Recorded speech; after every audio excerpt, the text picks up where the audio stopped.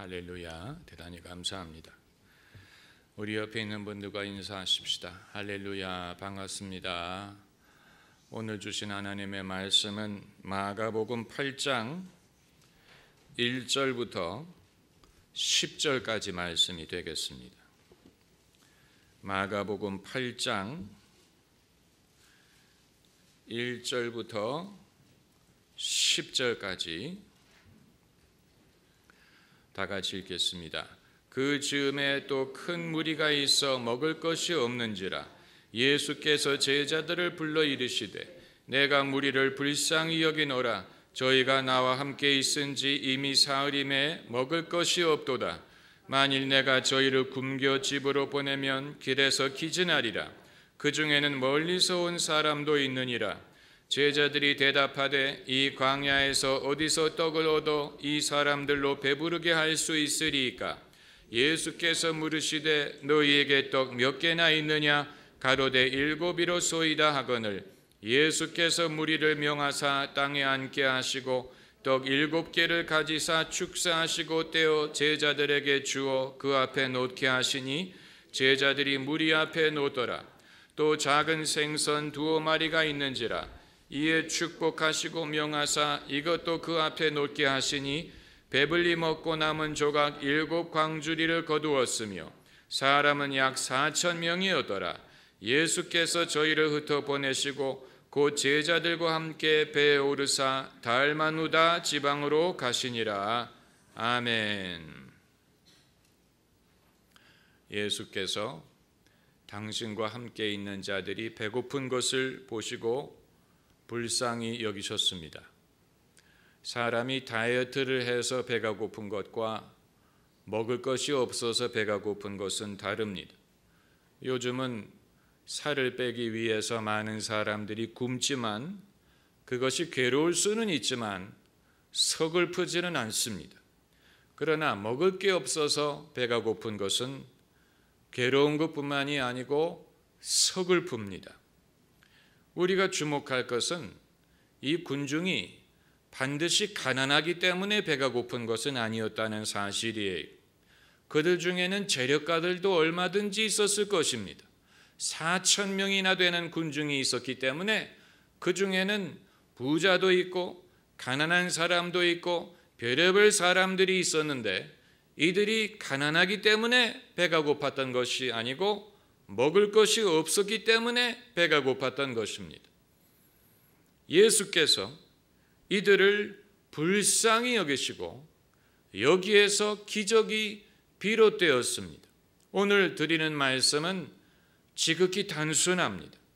불쌍히 여기는 마음, 이것이 하나님의 마음이고 이 마음에서 기적이 비롯된다는 사실이 불쌍히 여기는 마음에서 봉사와 섬김이 가능해진다는 말씀을 드리는 것이고 여기에서 하나님의 역사를 기대할 수 있다는 것입니다. 예수께서 이 무리를 먹이신 것은 3가지 면에서 특별한 점이 있는데 첫째는 이것은 사무적인 일이 아니었다는 것입니다. 소위 병참, 로지스틱스, 행사의 일원이 아니었습니다. 예수님이 성공적인 집회를 운영하기 위하여 사람들을 어떻게 동원하고 그들을 어떻게 먹일 것이냐 이것을 미리 계획하신 것이 아니었습니다. 예수께서 사무적인 차원에서 이들을 먹이신 것이 아니었습니다. 먹는 문제는 사실 예수님의 소관이 아니에요. 이들이 예수님을 따라왔으면 각자 자기가 자기 먹을 것을 책임지면 되는 것입니다. 예수님이 신경 쓸 필요가 있는 것이 아니었습니다. 그런데 원래 계획에 없었던 것이지만 이들에게 먹을 것이 없는 것을 예수님이 보시고 불쌍히 여기시고 마음이 동하여 하나님의 기적을 경험하게 된 것입니다. 그리고 두 번째는 의무적인 일이 아니었습니다. 예수님이 이들을 먹여야 될 의무가 있는 것이 아니었어요. 이 군중이 예수님이 그들을 먹이실 줄을 기대하고 온 것이 아니에요. 예수님은 이들을 먹이겠다고 사전에 약속하지 않으셨습니다. 숙박을 제공하는 그런 집회가 아닙니다. 이것은 자발적인 모임인데 모이다 보니 집회가 사흘이나 연속이 된 것입니다. 그 당시에는 지금처럼 자동차나 대중교통이 있는 것이 아니고 어디를 가려면 다 걸어야 했기 때문에 어디를 가려면 온종일 집을 떠나 있어야 했을 것입니다. 그렇기 때문에 사람들이 어디를 간다 그러면 제일 먼저 준비해야 되는 것이 신발, 그 다음에는 그날 먹을 음식을 가지고 가야 됩니다. 그래야 그 길을 다녀올 수가 있습니다. 그러면 그 당시에 사람이 보자기를 들고 다닐 때에는 그 안에 분명히 자기가 먹을 음식이 들어있을 것입니다. 왜냐하면 그것을 자기가 챙겨야 되기 때문에. 그 당시에 무슨 아이스박스가 있습니까? 락앤락이 있습니까? 그저 사람이 보자기에다가 자기 먹을 것을 챙겨가지고 가는데 밥보다는 빵이 운반하기가 더 쉬워. 여러분 보셨겠지만 외국에서 화덕에 굽는 빵을 만든 다음에 땅바닥 위에 놓아도 됩니다. 그래도 흙이 묻지 않아요. 그냥 한번 탁 털면 먼지가 다 떨어지고 사람이 그대로 그것을 먹을 수가 있습니다. 밥은 그게 안 되잖아요. 여러분 주먹밥을 만들어서 한번 땅 위에 놔봐요. 먹을 수가 없지요. 모든 먼지가 달라붙기 때문에. 빵의 이점이 여기에 있는데 요즘에도 큰 가방을 들고 다니는 부인들은 모르긴 몰라도 그 안에 먹다 남은 음식이 있을 거라고 봅니다. 남자들의 수수께끼는 여자들이 저 큰 가방에 뭘 넣고 다닐까? 그건 숙녀의 비밀이. 뭘 그렇게 들고 다닐 게 많다고 그 명품 가방 큰 것을 들고 다니는지 아마 들여다보면 명품 가방이 무색할 정도로 무슨 먹고 남은 짠지라든가 먹고 남은 라면이라든가 뭐 이런 것이 들어있을 것입니다. 제가 장담하건대 그 가방 속에 들어있는 소유의 가치가 그 가방의 값보다 훨씬 미치지 못할 것입니다. 그게 내용물이 그릇보다 형편없는 전형적인 예예요. 그것보다는 반대가 더 나아요. 가방 자체는 별거 아니더라도 그 안에 값진 것이 들어있는 게 낫지, 속에는 별거 없는데 가방만 좋은 것은 별로 중요한 게 아닌 것입니다. 인간도 마찬가지. 인간을 아담이라고 부르는데 아담이란 말은 불다라는 뜻의 에돔이란 말에서 비롯됐습니다. 하나님이 인간을 붉은 진흙으로 만드셨기 때문에 인간을 아담, 그 말은 불다라는 뜻도 되고 진흙이란 말도 되고 그 말에서 인간이란 말이 탄생했고 그것이 최초의 인간의 고유 명사가 됐어요. 그래서 아담과 하와 할 때 아담은 그의 이름도 되고 사람이란 뜻도 되고 진흙에서 빚어졌다라는 뜻도 됩니다. 인간은 흙에서 빚은 존재이기 때문에 그 외형은 사실 연약하고 쉽게 깨어지는 존재인데 그럼에도 인간을 우리가 무시할 수 없는 이유는 하나님이 흙으로 된 그릇에 보배를 담기 때문에 그렇습니다. 그렇기 때문에 겉으로는 별 볼 일 없는 사람 같은데 그에게 아름다운 음악성이 있다든가 문학적인 재능이 있다든가 그 안에 아름다운 마음이 있다든가 그 안에 선한 의도가 있다든가 창의력이 있다든가 또 영혼의 능력이 있다든가 또 이 인생의 시련을 굴하지 않고 극복할 수 있는 힘이 있다든가 이런 겉으로 진흙으로 지어진 외형을 봤을 때는 알 수 없는 보배가 그 안에 있어서 사람의 가치를 외모로 판단할 수 없다는 말이 그런 것을 말하는 것입니다. 오늘날은 내 자신도 외모에 신경을 쓰고 남을 판단할 때도 그 사람의 외형으로 판단을 하려고 하는데 우리의 고민이 있는 것이지.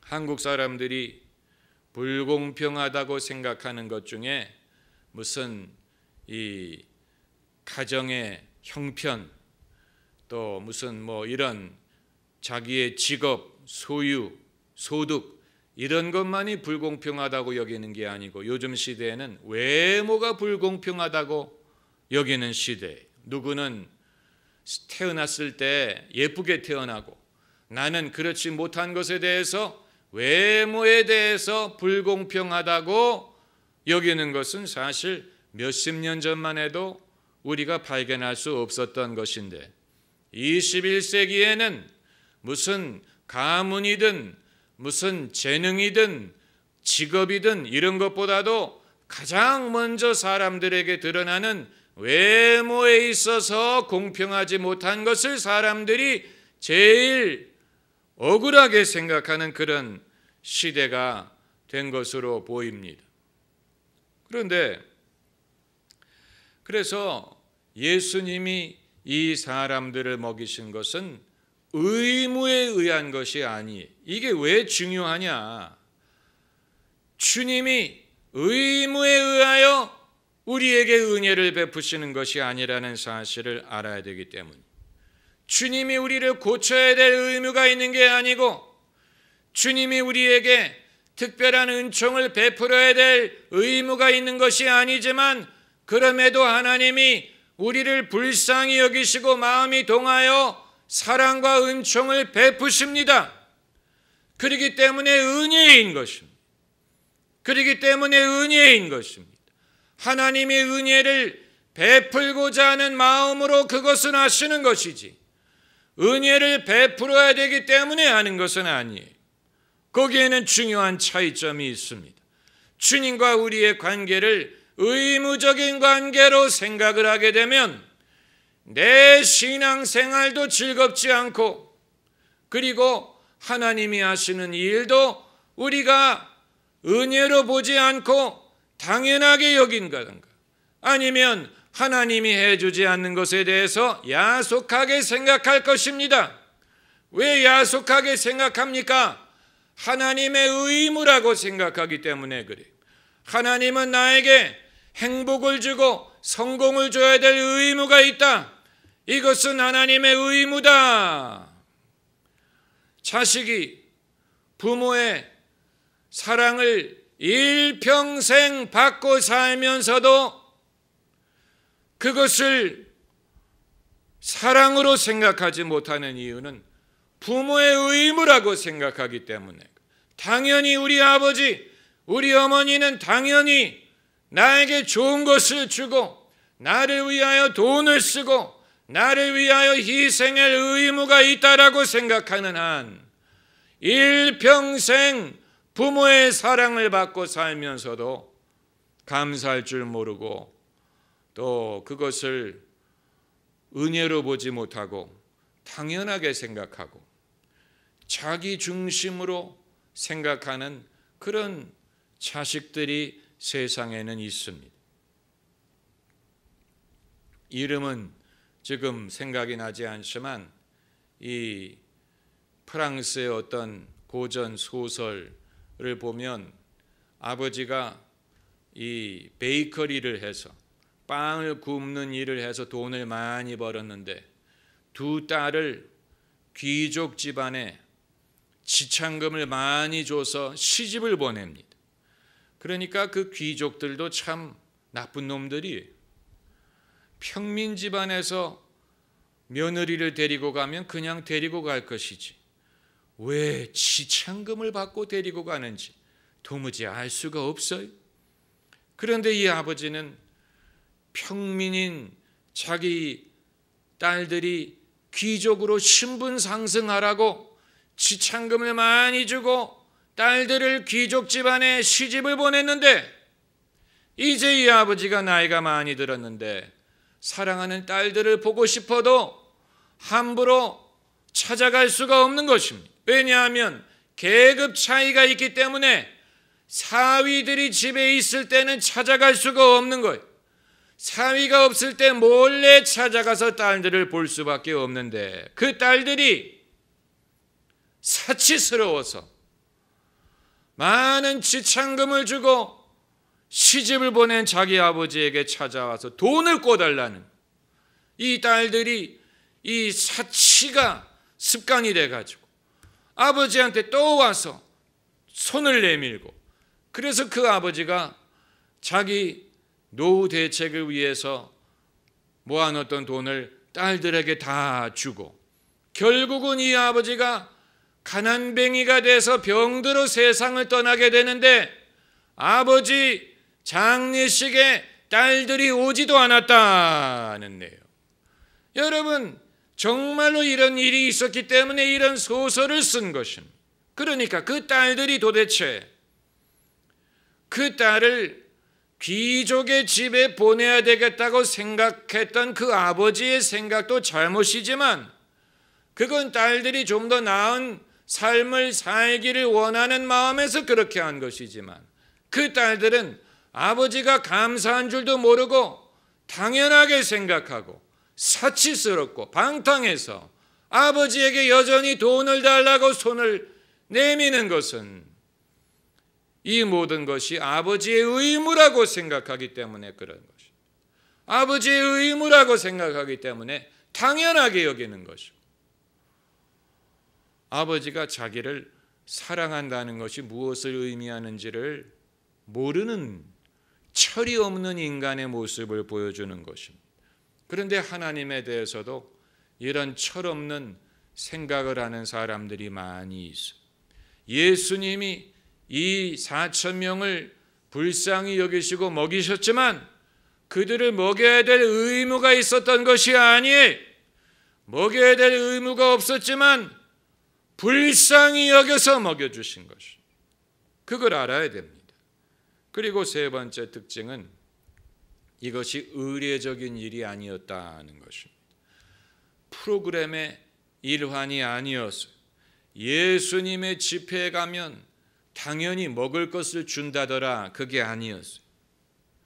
계획에 없었던 것인데 그 순간에 예수님의 마음이 동해서 한 번 그들을 먹여주신 것이지 앞으로도 이런 일이 되풀이되는 것도 아니고 전에 그런 일이 있었기 때문에 한 것도 아니고 일회적인 일이에요. 일회적인 일. 이 원칙은 칠병이어의 기적뿐만이 아니고 성령의 은사와 성령의 역사에도 동일하게 적용이 됩니다. 여러분이 잘 들으셔야 됩니다. 성령이 역사하시는 방법도 이렇게 일어납니다. 성령이 의례적으로 이런 일을 하시는 게 아니고 의무적으로 하시는 것이 아니고, 그리고 이 사무적으로 이렇게 하시는 것이 아니고 하나님의 마음이 동하여 하나님이 우리를 불쌍히 여겨서 이렇게 하시는 것입니다. 성령이 역사하실 때 이 어떤 교회는 아예 예배의 일환으로 의례적으로 병자를 위해서 기도하는 교회들이 있고, 예배 시간에 성령의 은사를 의례적으로 사용하는 순서가 있는 교회들이 있습니다. 그 자체는 문제가 아닙니다만은 성령의 역사는 그런 식으로 일어나는 것이 아니에요. 거기에 문제가 있는 것입니다. 성령의 역사가 그런 식으로 의례적으로 일어나는 것이 아니에요. 그것을 프로그램화할 수가 없습니다. 우리는 차라리 하나님으로 하여금 당신이 뜻하시는 너그러운 일을 하시도록 맡겨드리는 것이 낫습니다. 그 말은 하나님이 당신의 너그러움을 베푸시도록 맡겨두는 것이 낫다는 얘기에 오늘 본문에 예수님이 이것이 의례적인 일이 아니었지만 당신의 너그러운 마음으로 이 일을 하셨던 것처럼 그것이 진짜 하나님의 역사에 사람들이 의례적으로 요구하지 않고 기대하지 않았지만 하나님이 마음이 동하여 행하시는 일이 진짜 하나님의 역사에 사람이 그것을 프로그래머하면 그때부터는 인위적인 것으로 바뀌어버립니다. 그래서 그때부터는 예배당이 극장이 되고 강단이 무대가 됩니다. 쇼가 됩니다. 이 예배 시간에 성령이 역사하시는 것처럼 보이지만 많은 경우에 프로그램화 되어서 지금은 우는 시간, 지금은 울면서 참여하는 시간, 지금은 성령의 은사를 경험하는 시간, 이런 식으로 우리가 프로그래머하는 거예요. 프로그래머하는 거예요. 그래서 목사도 이 프로그램을 어떻게 진행하는 줄 알고 성도들도 이 프로그램을 어떻게 따를 줄 알아요. 많이 해봤기 때문에, 많이 익숙하기 때문에 목회자도 어떻게 하면 성도들이 울고 웃고 성도들이 이런 식으로 반응을 하는지 알아요. 그런데 그것이 정말로 하나님의 역사냐? 아니, 습관화된, 프로그래머화된 종교적인 습관에 의한 행사적인 일이 되는 거예요. 정말 하나님의 마음이 동해서 일어나는 일이 아닌 사람들이 의례적으로 요구하고 기대하고 그리고 베푸는 사람도 의례적으로 그렇게 해야 되는 것으로 생각하고 그렇게 하는, 그것은 쇼와 가깝습니다.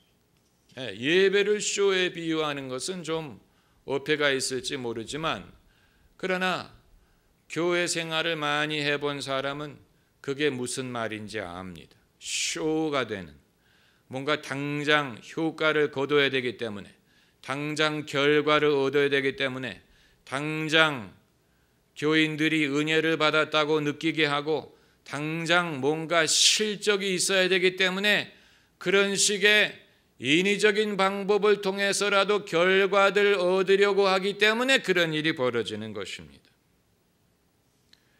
우리는 하나님에게 자율성을 드려야 됩니다. 하나님의 자율성이란 말은 우리가 잘 들어보지 못하는 말입니다마는 하나님이 스스로 너그러움을 베푸시도록 한다는 뜻입니다. 그게 아니고 우리가 의례 어떤 특정한 결과를 요구하게 되면 그게 쇼가 될 수가 있다는 얘기입니다. 그리고 우리 본문에서 또 볼 수 있는 것은 예수께서 이 세상의 모든 배고픈 자들에 대하여 불쌍히 여기지 않았다는 사실. 어떤 사람은 이 사실에 미간을 찌푸릴 수 있습니다마는 성경 말씀이 기록한 대로 말씀드리는 것입니다. 이 2절 말씀에 내가 무리를 불쌍히 여기노라 저희가 나와 함께 있은지 사흘임에 먹을 것이 없도다. 예수께서는 이 세상의 모든 배고픈 사람에 대해서 염려하신 것이 아니고 당신과 함께 있는 자들의 배고픔에 대해서 염려하시고 그것도 사흘이나 함께 있었던 자들의 배고픔에 대해서 염려하셨어요. 예수께서 이 세상의 다른 곳에도 분명히 배고픈 사람들이 많이 있을 것이지만 그들에 대해서는 말씀하지 않으셨어요. 그들을 위해서 무슨 기적을 베푸신 것이 아니고 당신과 사흘 함께 있었던 자들의 배고픔을 보시고 불쌍히 여겨주셨습니다. 이것이 우리에게 시사하는 것은 우리도 선을 베풀 수 있는 대상이 한계가 있다는 사실. 우리가 섬길 수 있는 대상이 한계가 있습니다. 그건 이상한 것이 아니에요. 예수님도 내 이웃을 내 몸과 같이 사랑하라고 말씀하셨지, 지구 반대편에 있는 자들을 내 몸과 같이 사랑하라고 말씀하지, 지구 반대편에 누가 있는지도 모르는데 어떻게 그들을 알고 사랑할 수 있습니까? 그러니까 우리의 사랑과 봉사의 대상은 제한이 되어 있어요. 그건 이상한 것이 아니에요. 그것은 이상한 것이 아닙니다. 베드로가 능력을 행할 때 그의 그림자가 닿는 사람이 나왔다 그랬어요. 그림자가 닿을 정도면 그렇게 멀리 있는 게 아니에요. 베드로가 저만큼 키가 1m 80 정도 된다면 아무리 그림자가 멀리 가도 1m 80을 벗어나지 않습니다. 그렇잖아요? 그 가까운 거리예요. 그러니까 베드로가 희한한 능력을 행한 것은 사실이지만 그림자가 닿을 정도로 가까이 있는 사람들이 그 능력을 경험했어요. 또 바울이 희한한 능력을 행하게 하실 때도 그의 몸에서 수건이나 앞치마를 가져다가 병든 자에게 얹으면 병이 떠나가고 악기가 떠났다고 했습니다. 그러니까 아무리 믿음의 사람이라도 그 능력이 역사하는 범위가 정해져 있어요. 지리적으로 그리고 심리적으로 범위가 정해져 있어요. 지리적, 심리적. 예수님도 아무나 배고픈 사람이 아니고 당신과 사흘 함께 있었던 자들의 배고픔을 보시고 불쌍히 여기셨어요. 이것이 우리에게 시사하는 바가 있습니다.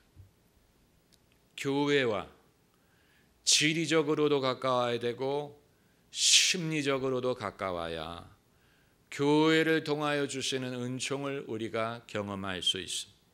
지리적으로 가깝다는 말은 여러분이 가까운 데로 이사 오라는 얘기가 아니고 교회를 지리적으로 가까이 해야 된다. 교회가 지리적으로도 마음으로도 멀어서 교회 한 번 가기 어려워. 이렇게 되면 은혜 받기가 어려워. 이건 사람 하기 나름이에요. 심리적으로 가까이 해야 돼. 교회를 가까운 곳으로 여겨야 돼. 익숙한 데로 여겨야 돼.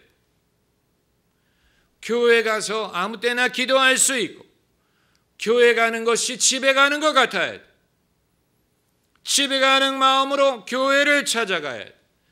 지리적으로 심리적으로 교회를 가까이 할수록 교회를 통하여 하나님이 주시는 은혜를 더 자주 더 많이 경험할 수가 있습니다. 멀리 있는 것은 도움이 되지 않아요. 멀리라는 말은 성경에서 별로 좋은 말이 아니. 멀리 갔더니 외롭고도 고달파. 멀리 있는 것은 아무런 도움이 되지 않습니다. 그리고 예수님이 이들을 먹이는 일에 제자들의 동참을 요구하셨습니다. 단독으로 하신 일이 아니고 당신이 소유하고 있던 떡과 생선을 가지고 먹이신 게 아니었습니다. 예수님은 당신의 소유에 무엇을 쓰셨다는 성경 구절이 없습니다. 늘 누구의 기증을 받으셨습니다. 예루살렘에 들어가실 때 타던 나귀도 누가 기증한 것이고 제자들과 마지막 만찬을 나누었던 다락방도 누가 빌려드린 것이고 심지어 예수님을 장사한 무덤도 아리마대 요셉이 기증한 것입니다. 예수님은 무소유였기 때문에 당신의 어떤 물질이라든가 이런 것으로 역사를 하신 게 아니고 누군가가 자기 소유의 것을 예수님께 바쳐야 했습니다. 오늘 본문의 이 기적이 7병2여였는데 떡 7개와 물고기 2마리. 아마 이 군중 속에는 부자도 있었을 것입니다. 재력가가 있었을 것입니다. 그러므로 그들의 재력을 동원할 수만 있다면 7병이어는 저기 가라고 그야말로 예루살렘의 유별난 재력가도 여기 포함되어 있었을 것입니다마는, 그러나 이 순간에 그들은 동원할 수 있는 것이 아무것도 없었어요. 이 적절한 순간에 적절한 필요할 때에 무엇인가 주님께 드릴 수 있는 사람이 주님이 쓰실 수 있는 사람. 그러니까 이 7병 7덩어리의 떡을 예수님께 드린 사람보다도 더 소유가 많은 사람이 충분히 있을 수 있지만 그들은 적절한 때에 적절한 필요를 위하여 주님께 드릴 수 있는 것이 없었기 때문에 비록 하찮은 것이라고 하더라도 이 적절한 때에 적절한 필요에 맞는 것을 어베일러블 했던 사람, 그게 있었던 사람이 주님께 그것을 드릴 수가 있었던 것이고 주님이 그것을 쓰실 수가 있었던 것입니다. 주님이 쓰시는 사람도 이와 같아요. 여러분이 잘 들으셔야 돼요. 반드시 남보다 더 가진 게 많고 할 수 있는 게 많아야만 쓰시는 게 아니고 적절한 때에 적절한 것을 드릴 준비가 되어 있는 사람을 주님이 쓰십니다. 적절한 때에 적절한 것을 드릴 준비가 되어 있는 사람, 그보다 재능 많은 사람들 많아요. 그러나 그들은 필요할 때에 어베일러블하지 않았어요. 필요할 때에 사정이 여의치가 않았어요. 선약이 있다든가 시간이 없다든가. 주님이 그들의 사정이 나아질 때까지 기다리지 않아요. 당장 일꾼이 필요하기 때문에. 그러므로 주님이 쓰시는 사람은 너 이 일을 하겠느냐 물어보실 때 네, 하겠습니다 라는 사람을 쓰시지, 지금은 안 되고요 3년 후에 가능할 것 같습니다 라고 말하는 사람은 3년 후가 되면 또 다른 일이 생깁니다. 지금 필요할 때 필요한 것을 드릴 수 있는 사람. 그리고 또 하나 더 볼 것은 9절을 보면은 사람은 약 4,000명이었더라. 예수께서 저희를 흩어 보내시고, 모은 게 아니고 보내셨어요. 또 제자들과 함께 배에 오르사 달마누다 지방으로 가시니라. 이 달마누다라는 말이 백일 달메이시안에 할 때 그 달메이시안이 달마누다. 이 강아지 있죠, 얼룩 강아지, 만화 영화 101마리의 달메이시안, 본게 있어야지. 디즈니의 그 만화 영화에 그 얼룩 강아지가 101마리가 나오는 게 있어요. 그 달마이시안이라는, 이 달마누다가 그 달마누다예요. 예수님이 이러한 기적을 통하여 당신의 입지를 세우려고 한다든가 지지 기반을 만들려고 하신 것이 아니고 저희를 흩어 보내셨다. 그래서 예수님은 당신의 기적이라든가 당신의 능력을 가지고 어떤 이 추종자들을 모으고 지지 기반을 세우려고 하지 않았어요. 다른 사람들은 이런 일이 한번 일어나면 여기에다가 교회를 세우고 이 사람들을 추종자로 모아가지고 뭔가를 하려고 했을 것입니다. 그러나 예수님은 그렇게 하지 않으셨어요. 예수님의 특별함이 여기 있습니다. 예수님은 은총을 베푸신 대가를 요구하지 않았습니다. 진짜 선지자와 거짓 선지자의 차이가 여기에 있고 참 목자와 거짓 목자의 차이가 여기에 있다고 봅니다. 대다수의 목회자들이 이 부분에서 실족합니다. 기적을 행하지 못하는 데서 실족하는 게 아니고 하나님의 능력을 경험한 이후에 대가를 얻으려고 하는 데에서 진짜 종과 사이비 종의 구별이 나타난다. 많은 사람들이 바로 이 부분에서 실족합니다. 이 본문의 사건은 사실 오병이어와 칠병이어가 이제 두 개의 사건이니까 이제 두 번 비슷한 일이 있었습니다만 그럼에도 불구하고 이것은 일회성 사건이었어요. 다시 말하면 예수님이 두고두고 사람들을 먹이시는 게 아니 일회성. 이건 단 한 번의 기적이. 요 다음에 배고프면 어떻게 하느냐? 집에 가서 빈대떡 만들어 먹으면 돼. 자기가 전부 다 집에 가서 먹을 수 있는 사람이 일부러 모여가지고 기적을 요구한다고 기적이 발생되는 게 아니에요. 기적은 그런 식으로 발생하는 게 아니에요. 이 어떤 부흥사가 차를 몰고 복음을 전하러 가야 되는데 자동차에 휘발유가 다 떨어져 가고 휘발유를 넣을 돈이 없었어요. 그럼에도 믿음으로 목적지까지 차를 몰고 갔는데 차가 분명히 도중에 휘발유가 떨어지고 멈춰야 되는데 멈추지 않고 목적지까지 다 갔어요. 이 기적이지요. 그 얘기를 어떤 젊은 목사가 듣고 나도 똑같은 기적을 경험하겠다. 그러면서 자기 자동차에 연료 탱크 뚜껑을 열고 거기다가 모래를 집어넣었어요. 그리고 이제 믿습니다 라고 했는데 자동차가 당장 타버렸지요. 그런데 그 젊은 목사에게는 휘발유를 살 돈도 있고 가까운 데에 주유소도 있었어요. 그러니까 하나님은 그런 식으로 역사하시는 분이 아니라는 얘기. 이 사람들이 두고두고 예수님에게 찾아와서 오늘은 메뉴가 뭐냐 이렇게 할 수 있는 게 아니에요. 일회성.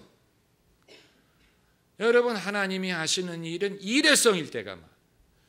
되풀이되지 않는, 복사할 수 없는, 흉내낼 수 없는 일이 그렇기 때문에 진짜고 진짜 하나님의 역사라는 것을 알 수가 있는 것입니다. 할렐루야.